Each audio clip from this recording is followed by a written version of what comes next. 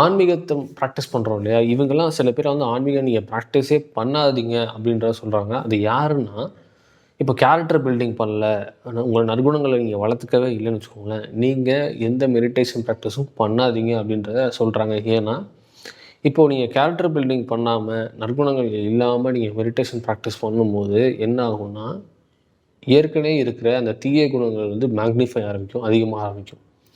இப்போது நீங்கள் மெடிடேஷன் பண்ணுறது ஒரு ஃபெர்டிலைசர் மாதிரி வச்சுக்கோங்க. அது எந்த லேண்டில் போய் விழுகுதோ, அங்கே இருக்க விதைகள் வந்து முளைக்க ஆரம்பிக்கும்.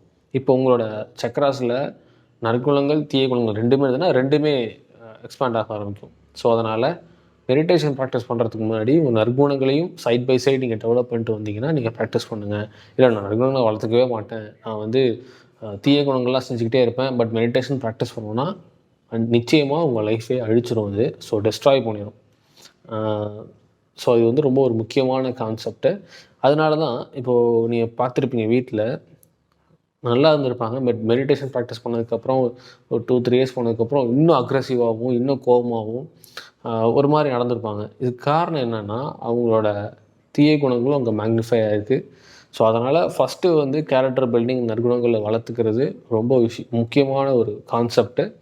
இது இல்லை அப்படின்னா நம்ம லைஃப் வந்து கொஞ்சம் கொஞ்சமாக டிஸ்ட்ராய் கூட ஆரம்பிக்கும். அதே மாதிரி நம்மள்ட்ட வந்து இந்த பியூரிஃபிகேஷன் இல்லைன்னு வச்சுக்கோங்களேன்.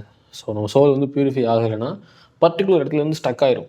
அதுக்கப்புறம் அந்த சோலோட வளர்ச்சி வந்து இருக்காது. சோல் வளர்ந்துக்கிட்டே இருக்கணும் அப்படின்னா நமக்கு அந்த பியூரிஃபிகேஷன் நாளுக்கு நாள் தேவைப்பட்டுக்கிட்டே இருக்கும். ஸோ அதனால் பியூரிஃபை ஆகணும் அப்படின்னா கேரக்டர் பில்டிங் நீங்கள் பண்ணி தான் ஆகணும். ஸோ இந்த மாதிரி நிறையா ஸ்பிரிச்சுவல் சார்ந்த விஷயங்களில் வந்து உங்களுக்கு கொஸ்டின்ஸ் இருக்கலாம், உங்கள் ஃபீட்பேக் இருக்கலாம், உங்கள் எக்ஸ்பீரியன்ஸ் இருக்கலாம். ஸோ அதை கீழே இருக்க வாட்ஸ்அப் நம்பருக்கு நீங்கள் ஷேர் பண்ணுங்கள்.